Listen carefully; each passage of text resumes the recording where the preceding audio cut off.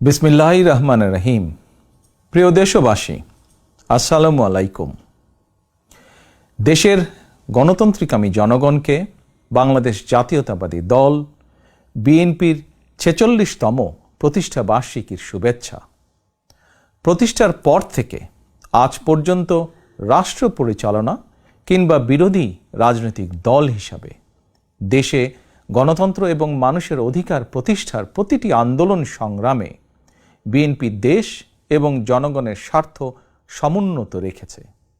এ কারণেই শত প্রতিকূল পরিস্থিতি পেরিয়েও দেশের গণতান্ত্রিকামী জনগণের কাছে স্বাধীনতার ঘোষকের দল বিএনপি সবচেয়ে জনপ্রিয় এবং বিশ্বস্ত রাজনৈতিক প্রতিষ্ঠান।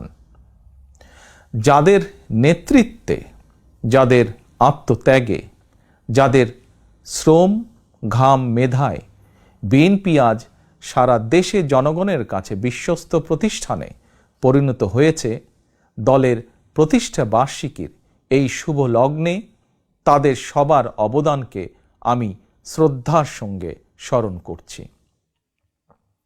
প্রিয় দেশবাসী, দেশ বর্তমানে ইতিহাসের এক সন্ধিক্ষণে এসে দাঁড়িয়েছে। ছাত্র জনতার আকাঙ্ক্ষার বৈষম্যহীন বাংলাদেশ গড়ার কঠিন এক চ্যালেঞ্জের মুখে অন্তর্বর্তীকালীন সরকার। হাজারো শহীদের আত্মত্যাগ আর অসংখ্য ছাত্র জনতার নিদারুণ যন্ত্রণাকর পরিস্থিতির মধ্য দিয়ে গত ৫ই অগস্ট দেশ স্বৈরাচার মুক্ত হয়েছে। তবে গণ অভ্যুত্থানের সাফল্য এবং সম্ভাবনা নস্যাৎ করে দিতে স্বৈরাচারের দোসররা এখনও ষড়যন্ত্র অব্যাহত রেখেছে। আমি বিশ্বাস করি, বাংলাদেশের পক্ষে শক্তি সতর্ক থাকলে বাংলাদেশকে আর বিপথে নেওয়া যাবে না, আর পথ হারাবে না আমাদের এই প্রিয় বাংলাদেশ। প্রিয় দেশবাসী, ষড়যন্ত্র কিংবা অপপ্রচার চালিয়ে গত ১৫ বছরের অনাচার, অবিচার জনগণকে আর ভুলিয়ে দেওয়া যাবে না। রাষ্ট্রীয় স্থাপনা গণভবন ছিল দেশের রাষ্ট্র ও রাজনীতির ঐতিহ্যবাহী স্মারক। গণভবন বর্তমানে স্বৈরাচার হাসিনার দুর্নীতি, দুঃশাসন, অনাচার, অপকর্মের প্রতীক। ইতিমধ্যেই বিভিন্ন মহল থেকে এই গণভবনকে গুম, খুন, অপহরণ এবং গণহত্যার মিউজিয়াম হিসাবে প্রতিষ্ঠার দাবি উঠেছে।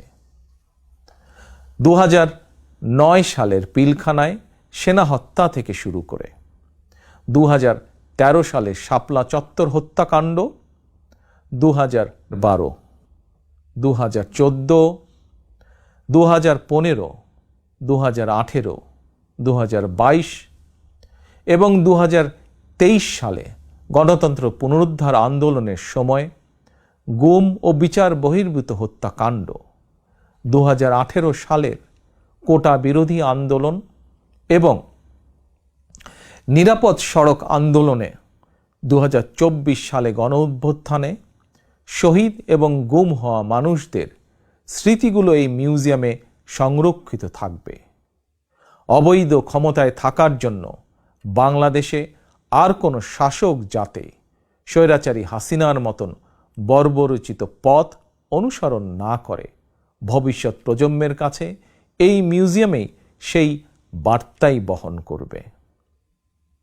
প্রিয় দেশবাসী, অন্তর্বর্তীকালীন সরকার যখন গণ অভ্যুত্থানের আকাঙ্ক্ষা বাস্তবায়নের পথে রয়েছে, এমন সময় হঠাৎ করেই চাপিয়ে দেওয়া বন্যা পরিস্থিতি দেশের পূর্বাঞ্চলের বিস্তীর্ণ অঞ্চল গ্রাস করে নিয়েছে। বন্যার করাল গ্রাসে প্রায় ১ কোটি মানুষ কম বেশি ক্ষতিগ্রস্ত হয়েছেন। অনেক মানুষ মারা গিয়েছেন, বিনষ্ট হয়েছে সম্পদ।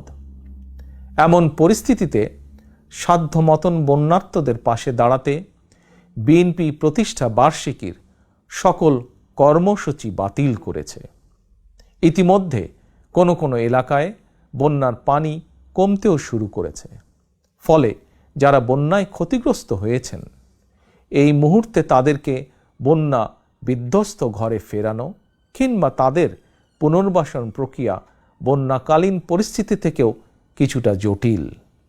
সুতরাং আপনাদের কাছে আমার বিনীত অনুরোধ, আপনারা বন্যায় ক্ষতিগ্রস্তদের প্রতি আপনাদের সহযোগিতা দয়া করে অব্যাহত রাখুন।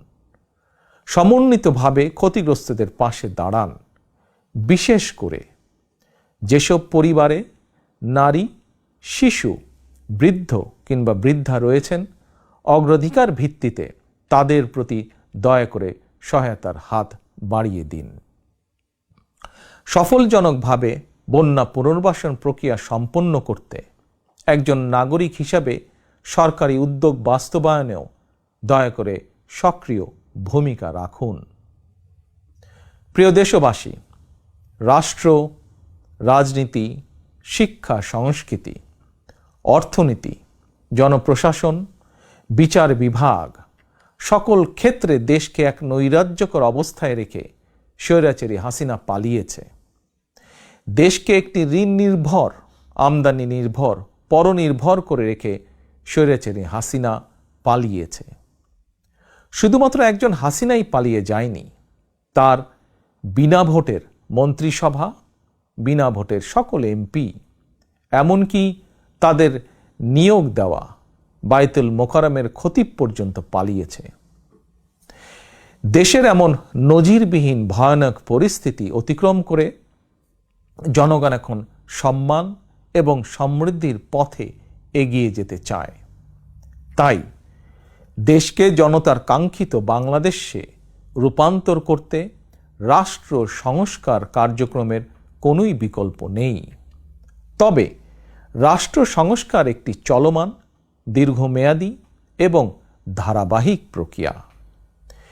টেকসই এবং কার্যকর উপায়ে রাষ্ট্র সংস্কার করতে হলে সংস্কার প্রক্রিয়ার